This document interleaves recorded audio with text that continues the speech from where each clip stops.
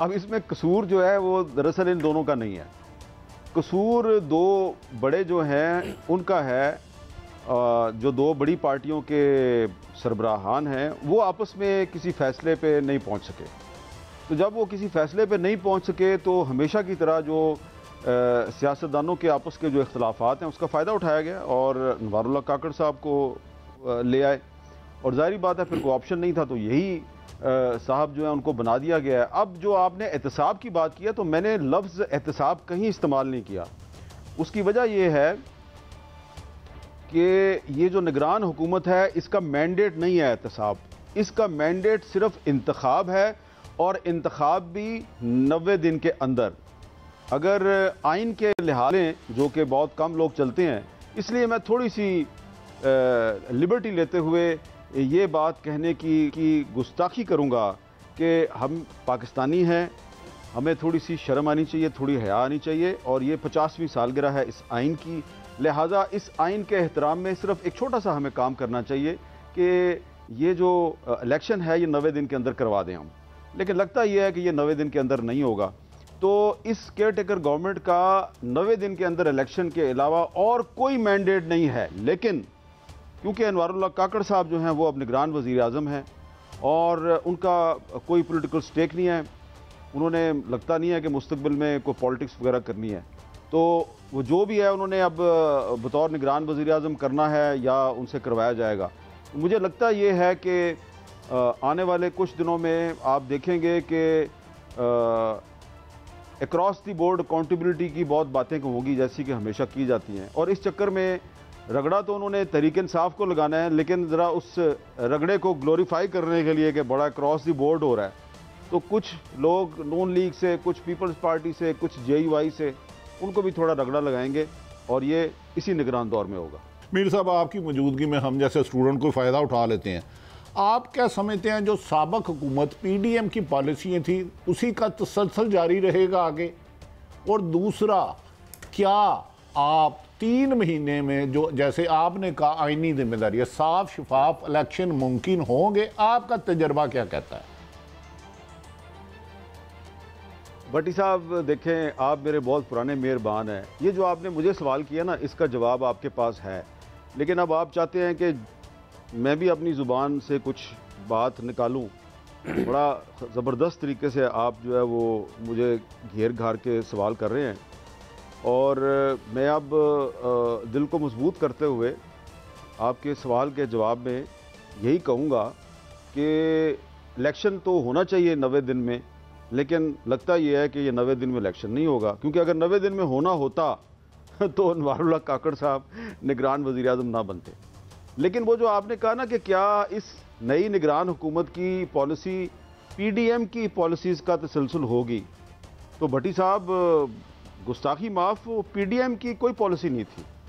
वो पॉलिसी भी जो है वो किसी और की पॉलिसी चला रहे थे और ये निगरान हुकूमत जो है ये उस पॉलिसी का तसलसल होगी जो PDM की पॉलिसी नहीं थी। और अब ये जो पिछली पॉलिसी और नई पॉलिसी का जो एक इम्तजाज बनेगा, तो इस इम्तजाज के नतीजे में PDM को पता चलेगा कि वो पिछली पॉलिसी दरअसल है क्या थी। आपसे रहनुमाई की थोड़ा सी ज़रूरत है। गुजारिश ये है, PDM तो 16 माह शेरो शिकन रहे और अब सिंध में भी नाम नहीं हो रहा, तो क्या वजह है कि वफाकी वज़ीर उज़्मा पे दोनों में इख्तलाफ हुए? क्योंकि आप दोनों को करीब से जानते हैं और सियासत पे बड़ी गहरी नज़र रखते हैं, कोई ना कोई रीज़न होगी ना? जी, मैंने काजी साहब के सवाल के जवाब में ये अर्ज़ किया ना कि जो दो बड़े थे उनमें इत्तेफाक नहीं हो सका। एक बड़ा जो है वो एक नाम पे इसरार कर रहा था कि अगर वज़ीर आज़म होगा तो यही होगा, तो दूसरा बड़ा जो है वो डट गया, उसने कहा कि ये तो नहीं होगा। तो उसमें फिर एक डेडलॉक की सिचुएशन हो गई और उसका फ़ायदा उठाया गया। और जो नाम देखें, जो नाम मीडिया में आ रहे थे ना, वो नाम मैंने पहले भी कुछ दोस्तों से अर्ज़ की थी कि यार इन नामों पे बहस ना करो। ये ज़्यादातर वो नाम है जो पिछले साल मई में जब शहबाज शरीफ साहब को ये मना लिया गया था कि आप असम्बली तोड़ दें, तो उस वक्त जब शहबाज शरीफ साहब असम्बली तोड़ने वाले थे तो जनरल बाजवा साहब ने कुछ लोगों के इंटरव्यूज़ करवाए थे रावलपिंडी में, तो ये ज़्यादातर वो लोग थे जिनके पिछले साल इंटरव्यू हुए थे। लेकिन फिर जब इमरान खान साहब ने लॉन्ग मार्च का ऐलान कर दिया, इस्लामाबाद पे वो हमलावर हो गए, तो फिर शहबाज शरीफ साहब भी बैक ट्रैक कर गए और उन्होंने कहा मैं असम्बली नहीं तोड़ता। तो वो पिछले साल वाले जो नाम हैं उनके साथ इस साल कोई राब्ता नहीं हुआ, किसी ने उनको ना बुलाया ना उनसे कुछ पूछा, लेकिन वो उनके नाम जो है वो मीडिया में आने शुरू हो गए। तो वो उनमें से कोई नाम जो है वो ज़ेरे गौर था ही नहीं निगरान वज़ीर आज़म के लिए। नाम वही था जो नवाज शरीफ साहब जिस पे इसरार कर रहे थे और जरदारी साहब डट गए कि नहीं ये नहीं होगा। तो अब ये जो इनकी लड़ाई थी उसका फ़ायदा उठाया गया और अनवारुल्लाह काकड़ साहब आ गए। नहीं, आपका मतलब कहने का ये है कि हमारे सियासतदान डट गए और उन्होंने अपनी मर्जी का नाम ऐन मौके पे मीडिया पे जो सर्कुलेट हो रहा था, दोनों मुतफिक होकर वही नाम नवारुल्लाह काकड़ को वज़ीर। इससे तो फिर जमहूरियत की मजबूती की निशानी नजर आती है बादी उल नजर में। नहीं, शायद आप मेरी बात समझ नहीं पा रहे। मैं ये कह रहा हूं कि नवाज शरीफ साहब जिस नाम पे इसरार कर रहे थे उस नाम को जरदारी साहब अप्रूव नहीं कर रहे थे, लिहाजा वो नाम वो बंदा वज़ीर आज़म नहीं बना और ये बंदा वज़ीर आज़म बन गया। और मैंने ये भी अर्ज़ किया कि इसका तो ना शहबाज शरीफ साहब को पता था ना राजा रियाज साहब को पता था। भट्टी साहब आपको सब thank you very much dear Hamid Mir brother, dear Hamid Mir brother, thank you. अच्छा मीर साहब जरा थोड़ा सिंध की तरफ रुख करते हैं। एक खबरें ये भी आ रही हैं कि जो अभी अभी आपने खबर दी है ना कि इंसाफ चूंकि होता हुआ भी नजर आए, तो इंसाफ जो होता हुआ नजर आएगा ये इसका रुख सिंध की जानब भी हो सकता है। तो इस बारे में आपकी क्या खबरें हैं?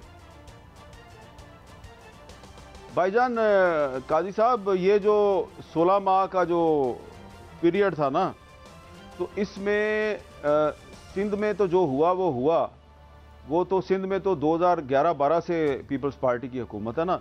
लेकिन इधर जो इस्लामाबाद में 16 माह में हुआ ना, तो वो मसला ये था कि एक तरफ पीटीआई थी और पीटीआई को निमट रहा था कोई और दूसरी तरफ पीडीएम थी और पीडीएम जो है वो आपस में ही एक दूसरे को निमटी जा रही थी। पीपल्स पार्टी वाले नून लीग के साथ सलाम दुआ के रवादार नहीं थे, नून लीग वाले उनके साथ रवादार नहीं थे, जेयूआई वाले अपना काम कर रहे थे, बीएनपी मैंगल वाले अपना काम कर। तो इसमें कुछ वजारतें ऐसी हैं जिनमें इतलात के मुताबिक बहुत लंबे चौड़े घपले हुए हैं। यहाँ तक कि पार्लियामेंट हाउस के अंदर जो अपॉइंटमेंट्स हुई हैं उसमें भी बड़े घपले हुए हैं। इस्लामाबाद पुलिस में सैकड़ों की तादाद में लोगों को अपॉइंट किया गया है, उसमें भी इरेगुलरिटीज़ की शिकायत है। तो लगता ये है कि ये लोग जो हैं ये 16 महीने तक तहरीक इंसाफ का तो पता नहीं कुछ बिगाड़ सके या नहीं बिगाड़ सके, इन्होंने अपना बहुत कुछ बिगाड़ा है। और अब वो जो है फाइलें जो हैं वो नैब को दी जाएंगी और नैब में आपको पता है कौन साहब हैं। तो नैब जो है वो उसका प्राइम जो उसका ऑब्जेक्टिव होगा वो तो ये होगा ना कि उन्होंने तहरीक इंसाफ की क़यादत को करप्ट साबित करना है। लेकिन वो इस तरीके से करप्ट साबित करेंगे कि 4 बंदे अगर वो तहरीक इंसाफ के जो हैं उनके खिलाफ केस चलाएंगे और उन पे मुकदमे चलेंगे, तो बीच में से 1-2 जो हैं वो पीपल्स पार्टी के भी होंगे, 2-3 मुस्लिम लीग नून के भी होंगे और 1 आधे जनाब जेयूआई के भी होंगे। और हो सकता है कि बलूचिस्तान की किसी कौम परस्त जमात का भी 1 आधा मिनिस्टर जो है वो रगड़े में आ जाए। अच्छा मीर साहब, ये तो बड़ी एक पुरानी कहानी भी है ना, आपको याद है पहले एहतसाब फिर इंतखाबात, और ये बात पहले भी किसी ने ये बात और ये नारा दोहराया था। तो गोया it lands more credence to your point of view कि फिर इलेक्शन तो ज़ाहिर है ये अहम काम है एहतसाब का, ये हम मुकम्मल कर लें तो फिर इंतखाबात तो 90 दिन में शायद मुमकिन ना हो, और फिर मरदमशुमारी और डीलिमिटेशन का भी मामला है।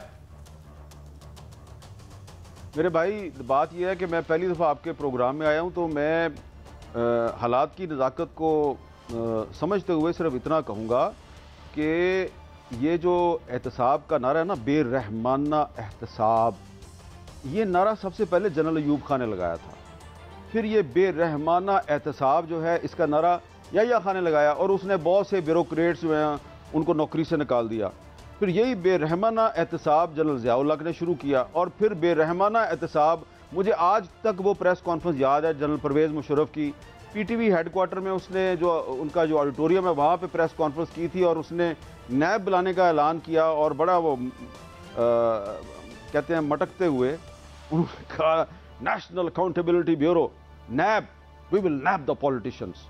तो अब वही जो है ना जो शहाना तमकनत है अयूब खान वाली और याया खान वाली और जनरल ज़िया वाली और परवेज़ मुशर्रफ वाली उसी शहाना तमकनत के साथ एक बेरहमाना एहतसाब की बात हो रही है, और इसका अंजाम वही होगा जो परवेज़ मुशर्रफ के बेरहमाना एहतसाब का हुआ था। क्या अंजाम हुआ था परवेज़ मुशर्रफ के बेरहमाना एहतसाब का?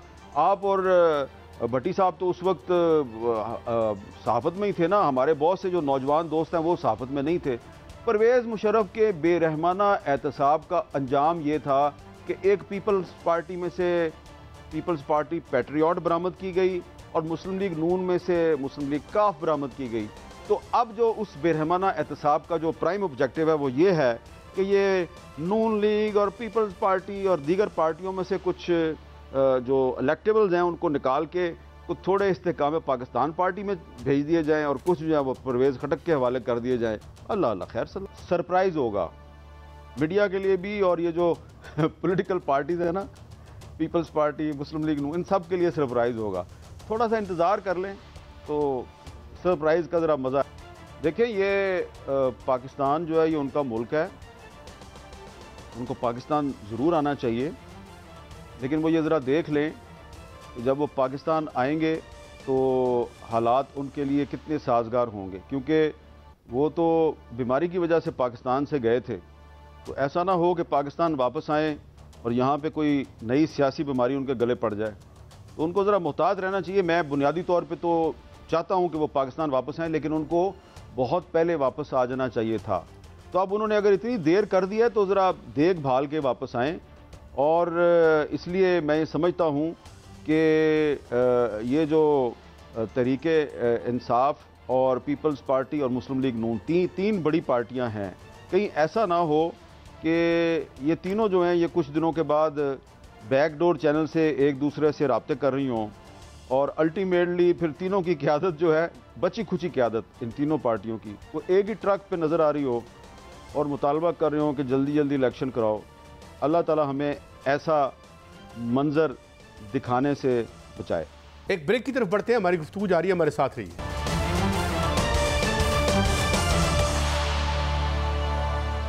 Welcome back.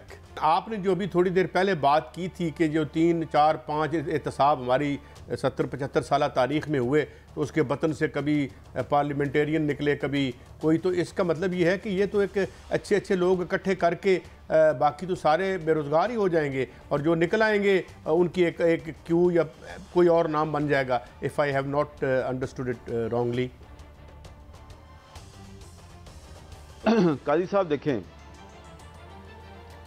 जो बात है ना वो ये है कि मैंने कभी ज़िंदगी में नहीं सोचा था, यकीन करें, मैं बिल्कुल सीरियसली आपसे, मैंने कभी ज़िंदगी में नहीं सोचा था कि चौधरी परवेज़ लाई जैसा बंदा जो है वो सीसा पलाई हुई दीवार बन जाएगा और उसको आप केस पे केस करेंगे, अदालत उसकी रिहाई का हुक्म देगी, वो रहा होगा फिर गिरफ्तार होगा, रहा होगा फिर गिरफ्तार होगा। अंदाज़ा लगाएं ज़रा आप, वो जो तहरीक इंसाफ का जो सरबराह है वो तो अटक जेल में पड़ा हुआ है ना, उसको तो छोड़े ना आप।